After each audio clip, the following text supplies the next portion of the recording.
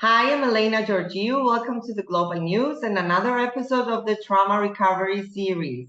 And today it's the sixth episode, and the topic is feeling safe. And I want to welcome Nicole and David. Hello, Nicole. Hi, Elena. How are you? I'm doing great. How are you doing? I'm good, thank you. I love your background tonight. Yes. And yep. And I'm feeling safe because it's like somebody's holding me in their hands. And Hello, all the fairy David. lights around you. Yeah, it's nice. Hello, David. Hello, Elena, once again. And through individuation, we will unite the good side with our destructive or dark shadow self. So we're not only good people, we have a dark, wrong side also. And this process is the big picture we want to achieve, the integration of the shadow self and gaining authenticity and becoming whole. And in the first half of our lives, we're doing our best to develop a healthy ego and seek to meet our basic needs. The second half of our lives is turning inward to a deeper part of ourselves, and this process is called individuation, as Carl Jung stated. And the method of individuation begins from childhood to a journey of self-discovery, and one cautiously and gradually integrates the unconscious aspects. So the part that we usually refuse to conform is one's personality as a whole. So the purpose of human life is to experience the coming together of the whole, to fully integrate and make cautious of everything about ourselves that was hidden in the shadow. I want to invite now David to share his part, his insight, his knowledge into feeling safe. Yeah, well, you touched on so many points there, right? So I'm pulling all these different pieces, and there's one word that kind of stood out: the idea of individuation, and that's I think that's really crucial. Historically, I think our cultures were set up to actually make that happen. Let's say pre-20th century, our cultures were set up with coming of age ceremonies. There are ceremonies for different states, different parts of our evolution as a human. And these ceremonies would actually help us move towards individuation. Like it began in our, around puberty, when it was the first experience of an existential crisis, where it's the first time we realize that we're not wired to our mom and dad. We had the opportunity to look at the world, and there's all of a sudden all these possibilities, and there's a kind of blank slate of potential in front of us. And for a young person, and we've all gone through it ourselves as teenagers, and of course with having children, we watch them go through that process of breaking away, because as this hormonal shifts come in the body, they become self-aware. And then they become self-aware, and there's all these possibilities and so much confusion that goes along with it. So I think because historically we actually had cultures that really assisted in the development of individuation, from puberty onward. Because we don't have that anymore, because it doesn't exist in most cultures, I think that's really created a huge problem for everyone. Because again, the world's always been tragic, right? The world's always been challenging, right? There's never been a point in time where we would go to bed at night without something, without running the risk of dying from something or having some sort of challenge. I mean, Mother Nature wanted to kill us every turn, right? We struggled with keeping ourselves fed. We struggled with keeping our babies alive. We struggled with warfare from neighboring tribes. Life's been really kind of full on for humanity for a long time. So it's not like it's tragedy and trauma is new. But what we had historically, I believe, was these really beautiful cultural and spiritual practices that grounded us, that gave us something on a daily basis to really orientate us to this higher set of ideals. And again, so many of these things you spoke about already. And so now we're scrambling. We're trying to ad hoc and put all these pieces back together in an effort to recreate what our ancestors have been using for thousands of years which created extraordinary civilizations and language and art and culture, moved us all the way forward, which we simply so carelessly dismissed in the 20th century and beyond. But to continue on that thought of individuation, I found a really unique way to understand it at a very very pragmatic and simple level, because I'm a man. I want to get out my screwdriver and take things apart and see how it works. And but what was fascinating is that over time, there's a couple some similarities in language wording started kind of showing up inside my consciousness. And a funny one was, or not funny, but interesting one was around strength training. So I've been a natural bodybuilder for as long as I remember. And so one of the conversations you'll always hear, if you have a bodybuilding coach, they'll talk about, mind-muscle connection and being able to feel the muscle, right? You set your body up in such a way. So if I'm going to target a certain body part, I'll know if I'm getting that body part right because I will feel the expression of the muscle, right? I'll get the experience of the muscle in my body. If I'm targeting let's say I'm targeting my bicep, and I only feel it in my forearm, immediately I'm given the emotional distinction between right and wrong. It's supposed to be in my bicep. I know what that feels like because what I did over a period of time is I practiced this exercise enough times, changing my posture, changing my alignment, and being very focused on getting the experience of that one muscle to become a dominant experience inside my body, right? And so over time, I could lift heavier and heavier weight and became stronger because I was so aware of the feeling of alignment, of stability, and of being specifically connected to that particular muscle. Now, what does bodybuilding have to do with psychology?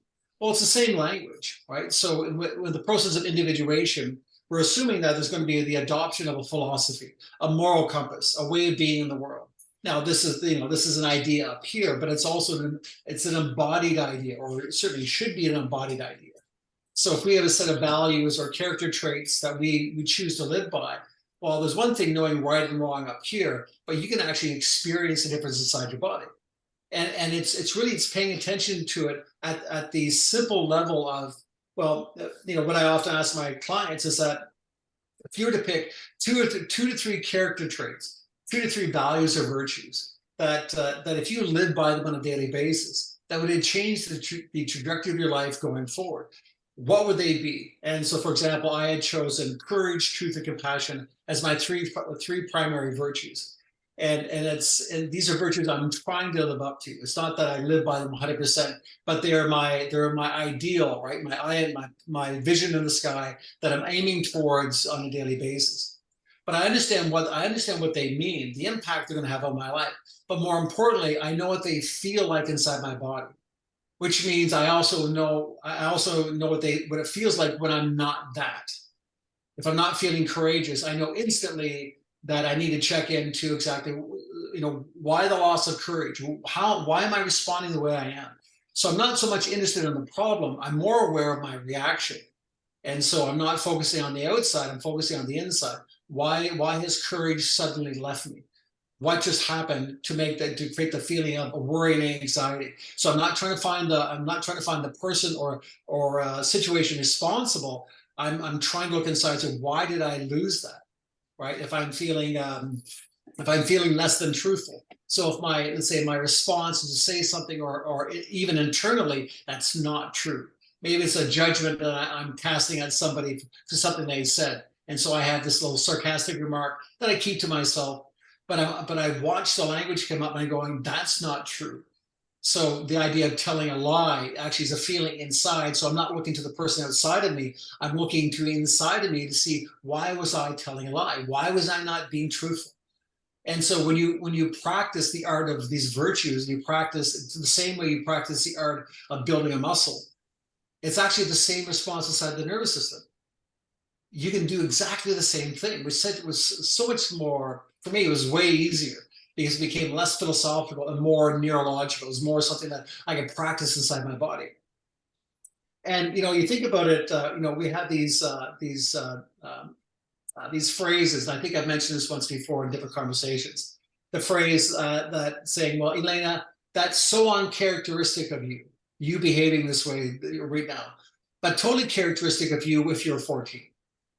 right? So when we say that's so uncharacteristic of somebody, what we're actually speaking to is that is a change in character of the person we're observing. And the person that's having that change of character, what they're doing is they're actually using an old pattern of behavior attributed to a much younger version of themselves that for whatever reason got provoked in the middle of a discussion or an argument. And that persona got pulled forward unconsciously. The brain kind of put that persona on, and now they're behaving through the lens of a younger version of themselves at the same level of emotional maturity of who they were when that experience first occurred. So I'll give you an example. I almost drowned a few times in my life. First time when I was 4 years old. So, so I used to joke with people, once I understood these connections, that if you hold my head underwater today, now I'm not 4 years old, I'm about 200 pounds heavier than I was at 4 years old. And if you hold my head underwater, I might break your femur, right? Why? Why would I react so strongly? I can swim. But if I'm put in the situation, the environment is similar and the uncertainty is similar to what I was experiencing when I was 4. The emotional context of the 4-year-old rushes forward into my brain and it takes over. The fact that it can actually hijack my executive center of my brain. And I'll behave with the emotional terror of a 4-year-old child in the body of a man, right? And that's just a very powerful, quick reaction. But again, once I began to understand that, the idea of you're not acting, you're totally out of character, I realized it wasn't just an interesting phrase saying somebody's being odd. It was actually a very specific declaration that this person was actually pulling memories from their past and throwing that on like a suit, like an article of clothing, and they were behaving to the emotional maturity of a child. Again, have you heard the expression, like Nicole, stop being so childish. And why would I say that? Because perhaps she's acting in a way that's not consistent with the way she shows up, day to day. And so it's so odd, and the behavior is so different from what we normally experience with somebody that we actually use that phrasing, right? And if she's acting like a spoiled little 11-year-old child, you'll see that in behavior, which is so out of context with the adult I'm normally dealing with. And so language is so powerful. We just sit back and listen to it.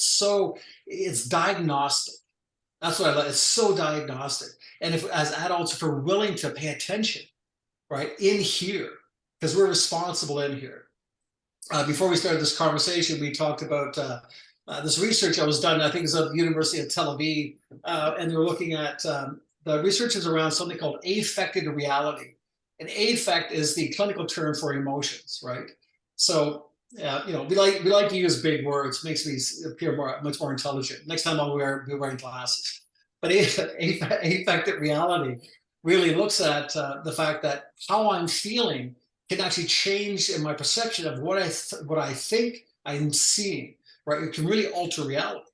And so this research was actually looking at magistrates, so judges, right? So the gentleman in the black robe sitting on this bench, towering over you, and if you're the person coming up to the judge looking to be paroled perhaps that day, and it was just before lunch, you had an 80% chance of not being paroled. And the reason being was that low blood sugar changed. So low blood sugar for not eating, right? I've been judges up early in the morning. He's been listening to just these chaotic human beings all day and dealing with this very stressful job of being able to be impartial, right? To be judiciously impartial, right? Even somebody at that level of training, imagine what it takes to be a magistrate, to be a judge. Even at that level of intelligence and awareness, low blood sugar distorted their sense of reality and distorted their decision-making process. Now that's really quite something to think about. If that happens at that level of intelligence and that level of preparation, what about for the average person? Right, who's just trying to make it to the end of the day, and they're exhausted, trying to pay the bills, trying to keep the lights turned on. So we all struggle with that. We all struggle with the emotions kind of running havoc, and we feel like we're out of control. But I think one of the most important things that we begin to look at is actually begin to observe our emotions. Right, ELENA, you had talked about several times about integrating the shadow. And the shadow is actually paying attention to the emotional state that you're in that perhaps you'd rather not be in. So if I'm angry with my child and I say something in turn, or if I respond, even if it's not vocal, even if it's just the way I'm experiencing myself inside in relationship to my child, I will take time and pause and look back and say, why did I respond that way? Right? So what was going on? Was it lack of sleep? Am I just burning them in that oil? Am I working 24/7, not paying any amount of attention to the necessity of sleep, right? To improve the way I'm actually showing up. Is my diet out of control? Am I using the excuse that I don't have time to eat, so I'm kind of hyped up in caffeine all day, so I go home and I snap at my children, right? Is it that I haven't eaten for 7 hours? How often do I hear people say, listen, I know the nutritional program you gave me, but I got busy and I missed lunch, and I didn't eat till dinner time, right? So they had coffee and a bagel at breakfast to a drive-through restaurant, and they didn't eat for 8 or 9 hours. Well, your body can't function that way, and so there's a burden of responsibility that we have to take upon ourselves if we're going to start controlling the way we live our lives and actually have some influence. There's a great book called The Mood Cure. The Mood Cure was written by the psychologist out of California. I was introduced to her several years back. And the Mood Cure actually looks at individuals dealing with with various mood disorders, but generally through the world of addictions, right? So addictions and various types of drugs and alcohol. And before she actually began working with any of these individuals, the very first thing she did is start to work on their nutritional stability. She actually worked on their nutritional profile, got them eating a certain way. And before their sessions, she would actually have them take a variety of amino acids, right? Like tryptophan and L-tyrosine and a variety of amino acids that were prescribed to help their brains settle down. Because she knew that she couldn't talk to a malnourished brain and make any headway. Right? So the body actually has to be functioning properly. And it's amazing how much control we have and how much impact we have if we actually first look to ourselves and say, listen, am I hydrated? Am I nourished? Is my blood sugar level stable? Have I slept well? And if I'm taking care of all those things, perhaps maybe even 50% of the things that we think are struggles, that we think are challenges and traumatic events, are maybe not that big of a deal after all. Because when we're well and we care for ourselves, right? You said that over and over again, ELENA. When I care for myself, self-care isn't just a matter of saying I respect myself, but I'm willing to look after this vessel, this 100 trillion cell vessel that's so impossibly complex and amazing. If I'm willing to look after this and actually put a good deal of effort, the way I look at the world will change in ways you couldn't even imagine.